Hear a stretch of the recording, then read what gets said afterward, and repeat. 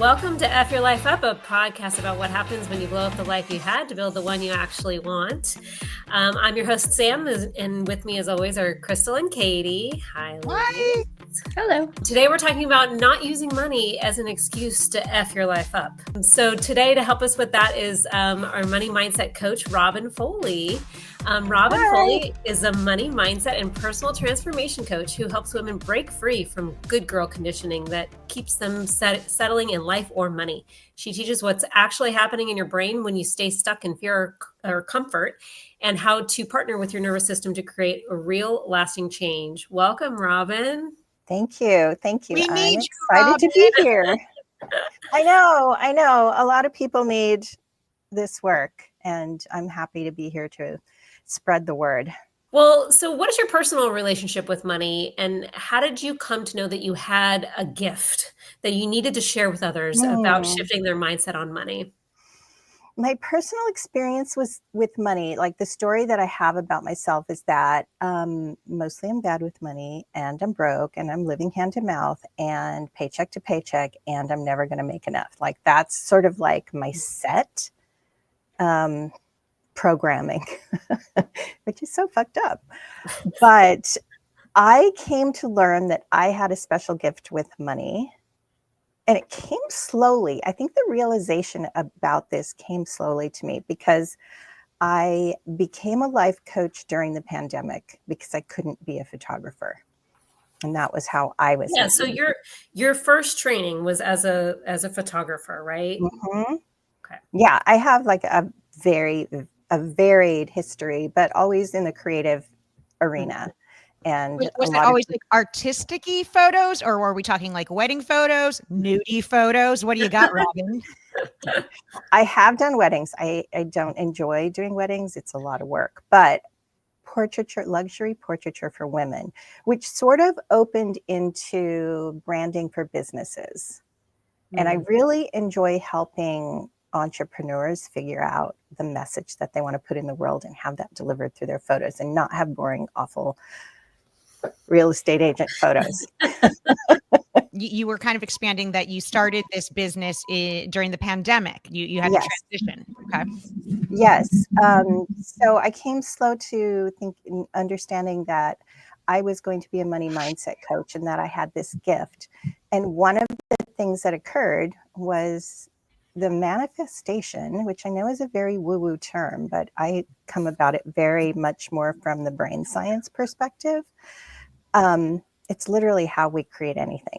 But I needed $21,000 to get certified, to get trained and certified. And I manifested $57,000 without being able to work. What?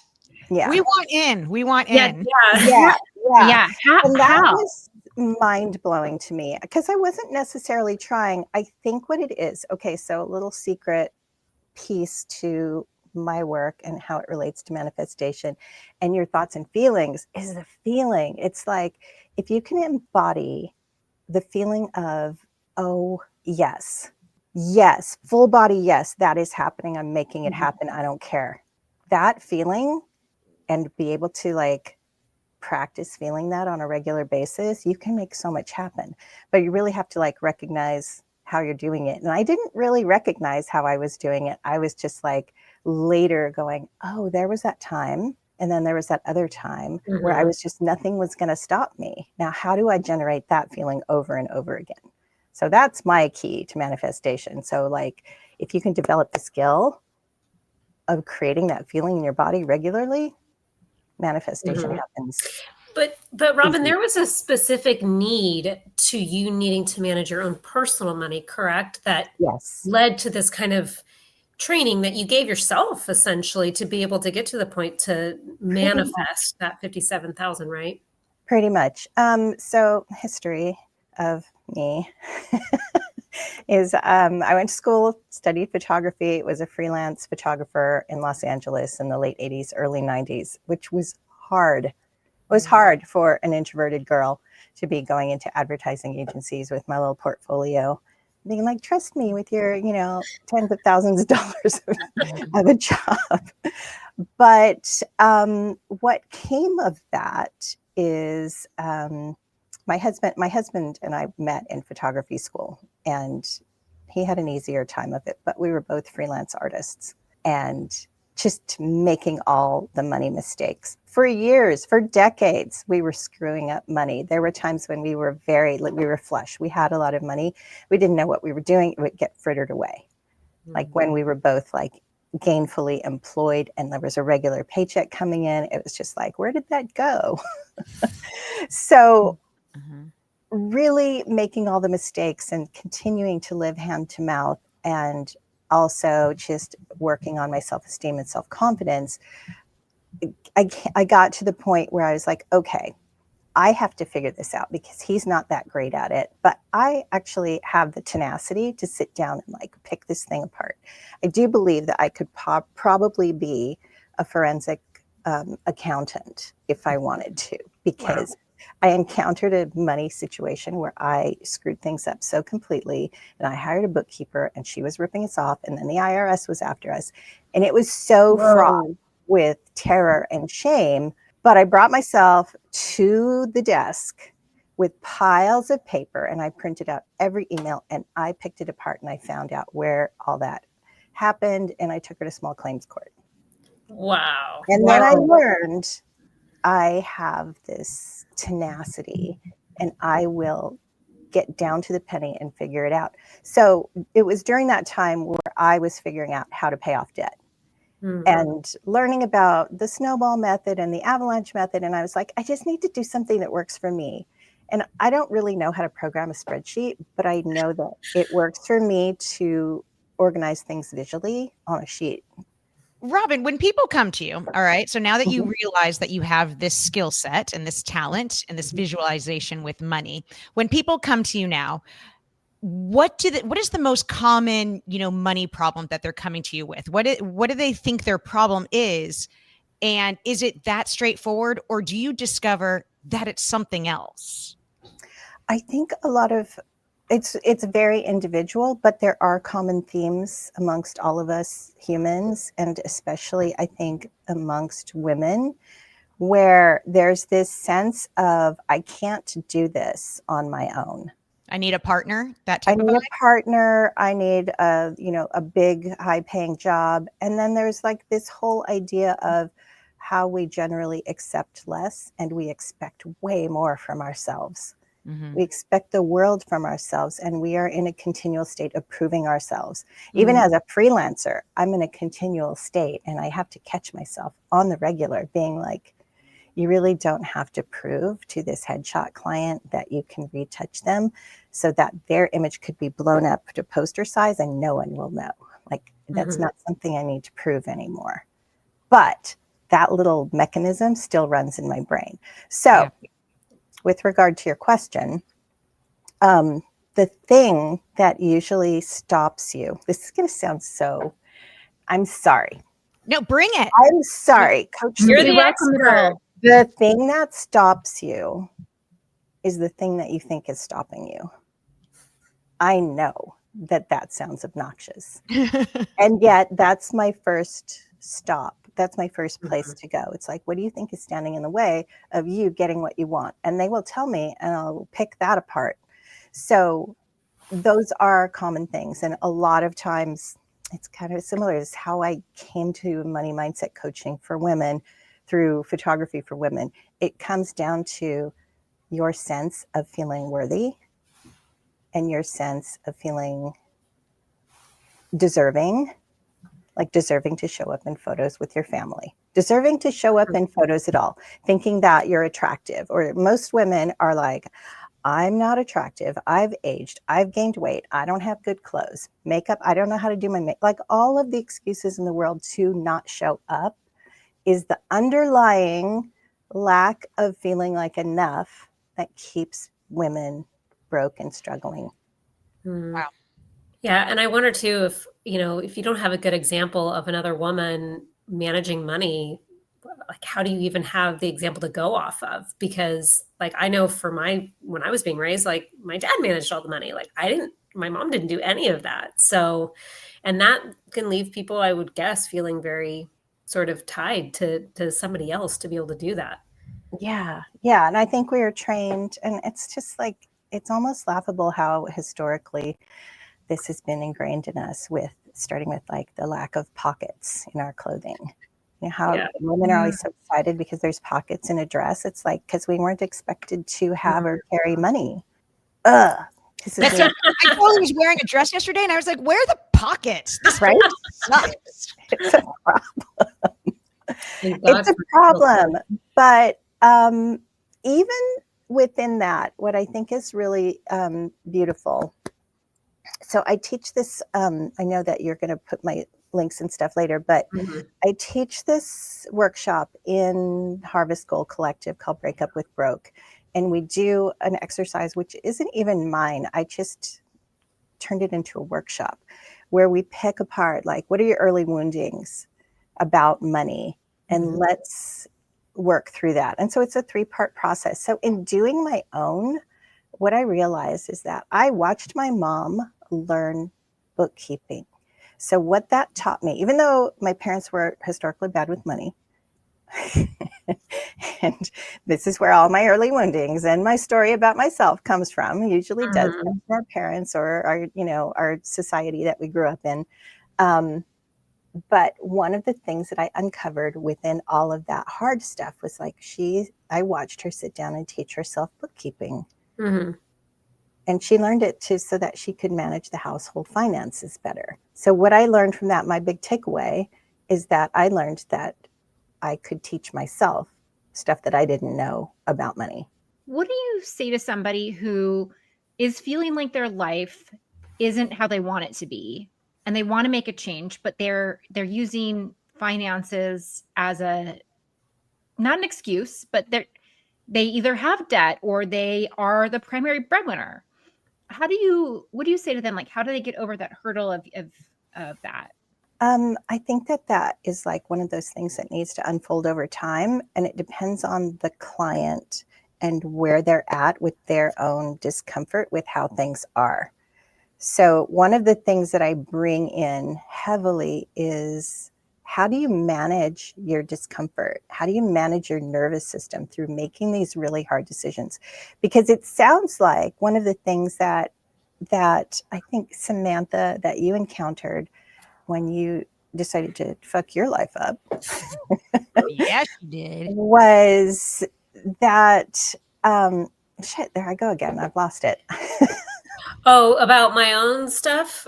So what did I do? So I, was a zookeeper, and I quit to be able to buy a business. Oh, okay. I remember where I was. Okay. So one of those things that happens is like your discomfort with how things are becomes untenable, and you have to make a change. I think a lot of us have experienced that. And so it's just like, basically it's about the individual's tolerance for discomfort. So you could stay in that forever if you can tolerate a lot of discomfort. If you can't, I can't tolerate a lot of discomfort when I'm in the wrong place. It just wrecks everything in my life. So I have to like make these changes, and then I have to deal with the discomfort of what I've just churned up. Right. Yeah. So no, you hit the nail on the head. Yes. We've talked about this in previous episodes, but I would never have quit. I would have kept going because I was so ingrained in my mind that I can put up with discomfort. I can keep pushing. I can keep going. And it was only gravity that made me realize that was not the case. So, breaking my ankle wasn't the most healthiest way to realize all of that, but it got me there eventually. So I guess in regards to that, now while we're talking about sort of the neuroscience behind all of this, I know as an animal trainer that we're conditioned by our past experiences to act a certain way when it comes to stress or negative stimuli. How can people rewire their brains when they've had a negative relationship with money up until now? And now going forward, how do they move into a healthier way of thinking about it? I think that it is a regular practice of managing your nervous system, and what that means specifically when it comes to the discomfort we have around changing our lives, especially when it comes to money and safety and shame, is being able to understand that our brains are wired for our survival to do the least amount of work to change as possible. So we need to know that that's what's going to happen. And also couple that with the fact that our brains are lying little liars, and love them, right? Love them. But if we're just going along, allowing our brain to drive the bus in its regular state, and it's getting pushed and pulled by all of the thoughts that are happening in our head, thinking those are all the truth, we're never going to get there. So understanding the piece between managing your nervous system, so you can literally direct your brain with tools, PTSD tools specifically, to not operate where it kicks off your amygdala. So you're bringing yourself out of your limbic primate brain and into the front of your brain where there are solutions and inspiration, and you see opportunities and you actually attract opportunities. Or maybe it's not so much that it's a magnetic attraction. Maybe it's just it was there and you couldn't see it before because you're over here in fear. Yeah, I so relate to that. I mean, as an animal keeper, again, I know I'm always going to go back to that, but it's like fight or flight, right? To make the connection between money and safety is so interesting to me because, of course, that it does. It's your safety net as far as not going out onto the street and becoming homeless. Yes. But it's really am I going to run from it and not make a change, or am I going to fight and come up with solutions like you're talking about? I think that that's a really great way to flip it on its head. Yeah, one of the things that I also work with people about is this understanding that our brain also wants these quick hits of satisfaction, whatever the chemical is, dopamine or whatever. That's why I buy scratchers. Wow, you're living dangerously, Katie. Dude, when that lotto hits $1 billion, I am all about manifesting my winning ticket. Yes, I say do it. But those little quick hits that we do, and oftentimes what we're doing is trying to not feel whatever we're trying to not feel. We're buffering with alcohol or food or sex or shopping. One thing I try to I just try to educate people this is what your brain wants to do.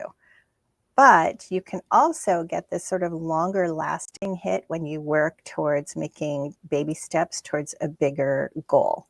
And when you get there, you have taught yourself something. You've trained your brain to want that payoff versus the little ones. Not all the little Snickers bars, right? You want to hold out for a really nice Michelin star dessert. Or even just the king size Snickers for some. Or king size. Yeah. Robin, can we talk about preparedness, right? Being prepared and ready, because especially in this job market and climate, there's a lot of people getting laid off. There's a lot of divorces in this age bracket of the 40s, 50s as well. In the olden days, I think our parents of the 80s would say, just make sure you have 2 months salary saved up, because it was understood that you would find another job within 2 months. And that is not the case now. So what should we realistically have stockpiled, squirreled away, in our mattress, or just in our mindset to be prepared if our job changes or our relationship changes? Okay, well, I just learned one little fact. So I'm not so much about the practicals, but this is a really practical thing that I think is useful. And I just learned it this week, which is right now, currently, the job market is more like 6 or 7 months. It would be really challenging for somebody with $0 or who's just lost their job to be I have to have 6 or 7 months of money in my bank account, or I'm going to die. That's not helpful or productive. It's not going to help you. It keeps you in fear, right? So generally what I'm doing is teaching people that piece about managing your nervous system. But a big part of coaching somebody on their mindset, especially around safety and money and all of this stuff, is learning that you can trust yourself and learning that you can trust money. And you literally have to unhook from all of that fearful thinking. And that's where the mindset coaching comes in. It's what is the fearful thinking that's stopping you this week from getting the thing that you need to have happen? And I 100% believe that any thought that you can think that's going to get you someplace will work if you believe it. If you believe it and you incorporate that belief into the feeling fuck yeah, I'm doing that, it will happen no matter what the rest of the world appears to be showing you. And I think that's the key, is like bringing your self-trust back, not validating from the outside in, self-validating, reminding yourself, oh, I've made things happen before. How did I do that? Let's reverse engineer it. What was that feeling? What was that thought that caused that feeling? Utilizing, becoming a partner with your brain, because your brain really needs to be led by you. You really need to recognize when you're in your limbic system, when you kicked off your nervous system, so that you can step in and intentionally turn it around so that you can see the opportunities. Because there are people who thrive in uncertain times. There are. We have evidence of that. So if you can't access a thought like, I'm going to make $1 million this year, even though the world is on fire, some people have access to that thought. We know who they are. We generally hate them. Yeah, a lot of people have gotten rich in really hard times because and maybe we don't want to be that. That's not a good example. But the fact that there are people who do that and they seized opportunities, like if you can pick apart the good parts and be like, well, I'm also a person and I have seized opportunities before. I have been in the right place at the right time. Like those sort of things you want to gather, and you make that your arsenal. And also the self-validation from the outside in. You cannot look to the world to tell you how you're doing. When you're doing bad, the world is going to mirror that it's bad. So you have to really pull all of your thoughts and energies and feelings back to yourself and be this like self-validating, self-trust system, and then move out there into the world.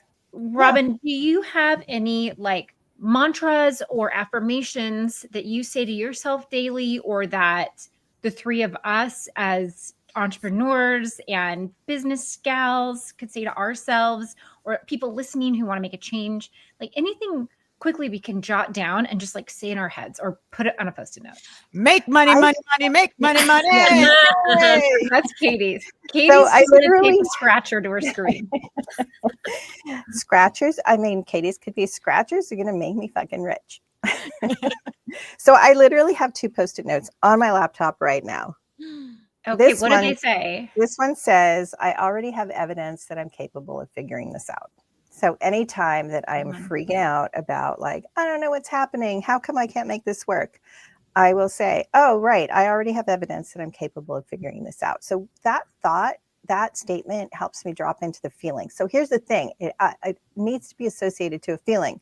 So the other one says, drop into the emotions of unwavering confidence and determination, and practiced feeling that. So that refers to when I was sitting at my desk with the piles of paper, when I needed to take the bookkeeper to small claims court. And I remember the moment where I was like, she was ripping us off. I found it. I figured it out. So I went from terrified and shameful and not wanting to admit that I made this huge mistake to my husband, to she was ripping us off and now she owes us money. And I didn't screw up. I screwed up in that I hired somebody who wasn't trustworthy, but I didn't know that until I knew it. And so that to me felt like confidence and determination. So I remember that moment. And so when I look at that Post-it note, I'm like, oh yeah, I remember that feeling, and I'll practice feeling it. I will let my body go to that feeling. It's almost like if you don't put yourself in those situations, how can you learn from them? You don't know what you don't know until you go through it. And so challenging yourself to put yourself through something uncomfortable and realizing you can get on the other side of it. Would you say that's a big, important part of changing your mindset? That's massive. Yeah. It's massive. I think that mindset coaching, any sort of life coaching, like, should bring you to a place where you are actively doing the act of loving yourself and accepting yourself more and more and more, and recognizing that you're not a screw up, you're not broken, you're learning. You didn't know anything before you knew it, and you had to learn it. Yeah. All right. Well, I'm sold. So the listeners are like, yes, I need. Sign us up. In my life. So what kind of coaching can they get from you? I do one-to-one coaching. And if they want to reach out to me, email me. I think you're going to provide the links and let's talk about it. I do a free consultation call to talk about specifically what the issue is and how we could work together, like lay out a plan of what that would look like. And then in Harvest Goal Collective, I teach a monthly workshop called Break Up with Broke, which is rewriting your money story so you can rewire your brain. And that is really like foundational. And it's a workshop. So you actually sit down, we do the work together, and I lead everybody through it. We talk about it if they want to, if they're willing to share. It's really powerful to be in a room of like-minded people and do this work together and be vulnerable and share and hear from people who are vulnerable and just be like, oh, it's like it breaks something loose. So that's really foundational. And then I have a course that I created last year, post-election, and it's now a course that can be purchased online. It's called Grounding into Enoughness. And it's 30 days to sort of build your financial resilience, especially in uncertain times. I was looking at what's coming, having conversations with everyone about what is it going to look like in this new landscape when people are talking about recessions and even depressions and, you know, this economic thing, and everything's going to shift and change, and how are we supposed to survive this? So basically it builds week after week tools to understand how your brain works and how to better partner with it and use those nervous system tools to keep yourself in a good mental space. Robin, I know you've talked about a lot with the power of mindset. So I'm sure your answer is going to kind of go back to that a little bit. But any advice that you could give, especially to us women, right? There's that mentality of keeping up with the Joneses, keeping up with the PTA moms, right? You see the other cars that are in the drop-off line. You see that you're the one that showed up in their pajamas for pickup or drop-off, and you're like, what is wrong with me? You know, how can you prevent that keeping up with the Joneses mentality from taking over your mindset? I love that question, because I think that as women, we all go through that. And I remember when mine broke.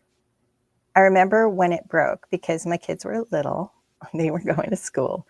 And it was those fucking moms. I look around and I'm like, I don't understand why everyone else has a Range Rover. Because I'm like, how is that possible? Like, I make good money, and like I don't understand. Well, I think one thing that's really helpful is to recognize, like, you don't know what somebody else's financial situation or their home life or anything about their life. That could be a disaster behind the scenes, and they're showing up as very polished and put together. And I constantly think to myself, everyone's just living in debt. I'm like, you're all just must be living in debt. It's impossible that this is like taking place around me. Not with as many people as we see, right? You guys are all in LA, right? Yeah. Yeah. I mean, I'm sure there's a ton of money, but there's also a ton of debt. There's like, who knows? Yeah. Who knows? That's not the point. The point is to feel safe and comfortable and confident within yourself and what you create and what you have the ability and ever increasing ability to create more and more and more. That should be our focus, rather than, because we really are just trying to find safety, right? We're just trying to feel okay and find our belonging. And so I think it appears as though that's belonging. It appears as though that's safety. But we know this story. It's in like all the shows, all the movies, all the books, like what that really looks like. And maybe sometimes people's lives have to crash and burn before you start to recognize, like, oh, this is really about me, and it doesn't matter what that is. Like, if I'm going to try to keep up with the Joneses, I'm going to just create a bigger mess. How about I clean up my mess and feel really good about where I am, and then start creating from there? And recognizing, like, here's like the more expansive money mindset coaching piece is you can create anything.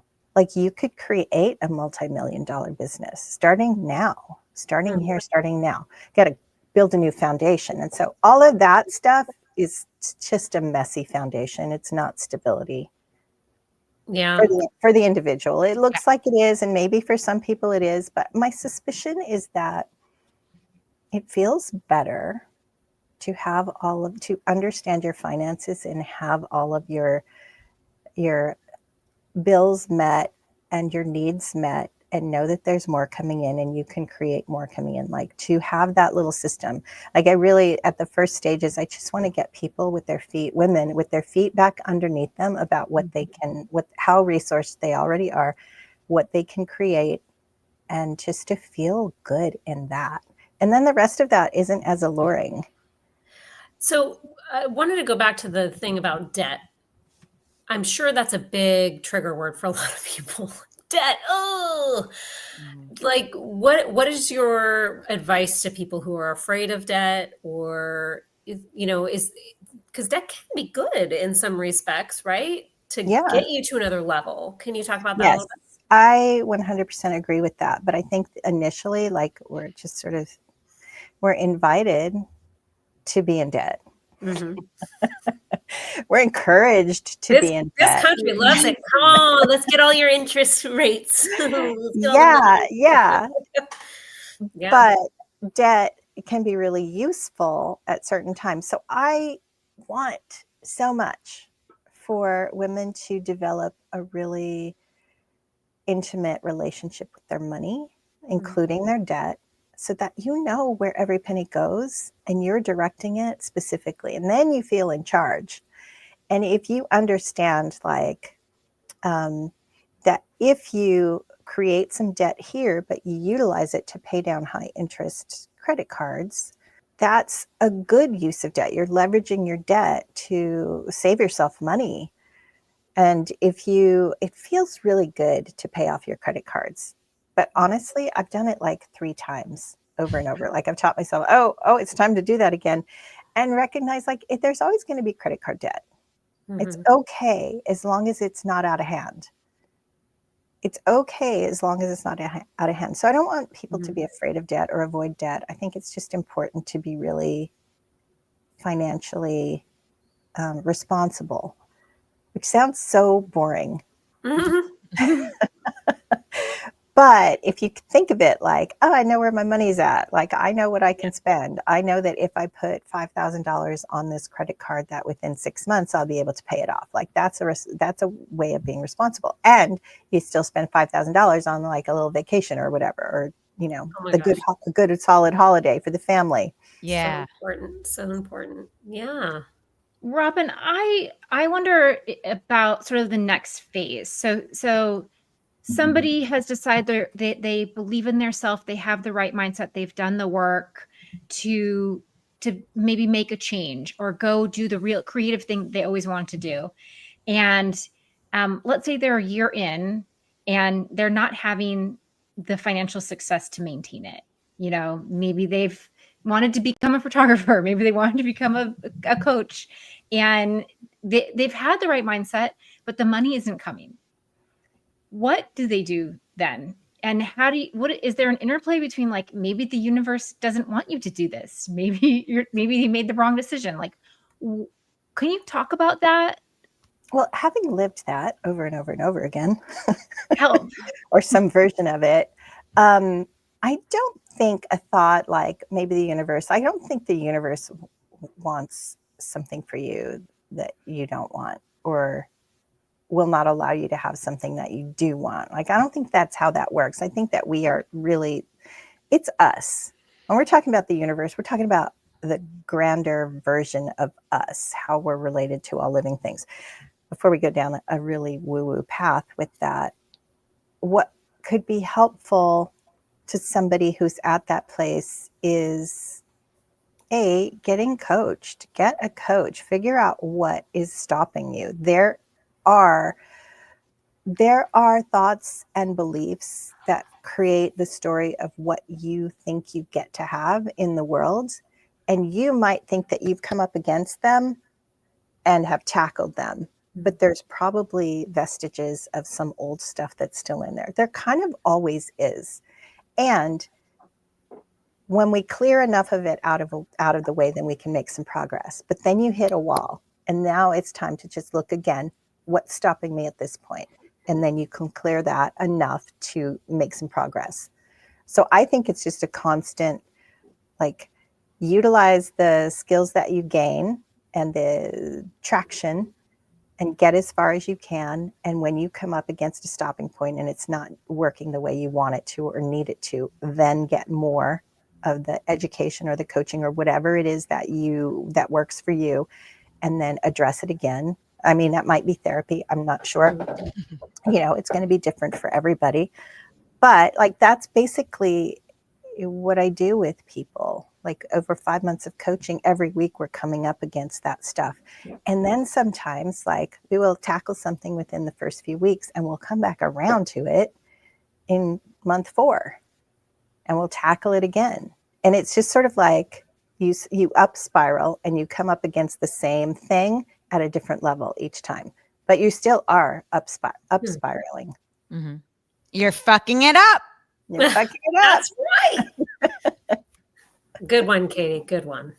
All right. Well, I think we're coming towards the end of our time together. We've really enjoyed it, Robin. But one thing we like to do is to try to reinforce the theme that we've had for this episode, is to go around the table and talk about what we've all learned here. So I'll go ahead and start. For me personally, I really resonated with the idea of money equaling safety, and trying to recognize that that is a thing, but that we're not running from cheetahs anymore like we used to, right? Like, we are ingrained in genetically predisposed to run from things that are dangerous to keep ourselves safe. But we have homes generally, and we have food in the fridge, and we have family members that support us if we're lucky. So we don't need to be that, worried about where our next meal is going to come, as maybe if we were in cavemen days. So I think breaking up and recognizing that there's that like natural tendency to want to go back to those lizard brains that we had is a really good point to make for people to separate, the need for money and safety. So that's what I've learned is, don't run, fight, come up with a solution, come up with an answer to help not fall off a ladder and break your leg like I did. So what about you? What I learned, I mean, it really is that mindset training. Yeah.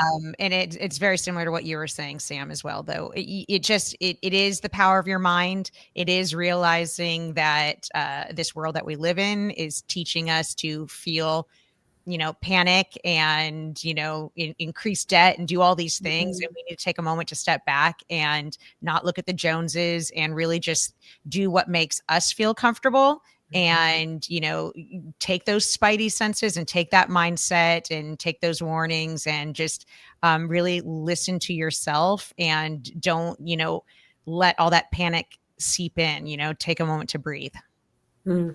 Crystal? I think it really resonated, Robin, when you said essentially like that our brains are kind of lazy. They want to do the least amount, and they'll keep defaulting back to those old ways, and that we have to continuously nudge it in the right direction and keep working on it. Don't let our brains take over. We have to be driving that train. Yeah, I think that at bottom line, that's how we create change in our lives, is being in charge of our brain as much as you can. I also think we all need to agree that we only buy dresses and clothes with pockets because we're in charge of our own money. I'm mad now. I'm really mad Fill about that. those pockets. Yeah, that's. Oh, it's so nice meeting you, Robin. Thank you for taking the time to chat with us. Really. Oh my gosh, thank you. What a joy. Great. It was Thank you, Robin. really lovely. I got to talk a lot, so I love that. Great. Well, if you want to find Robin, you can go to robinfoleycoach.com or go to harvestcollective.com to find her Break Up with Broke workshop for free with a code when you sign up.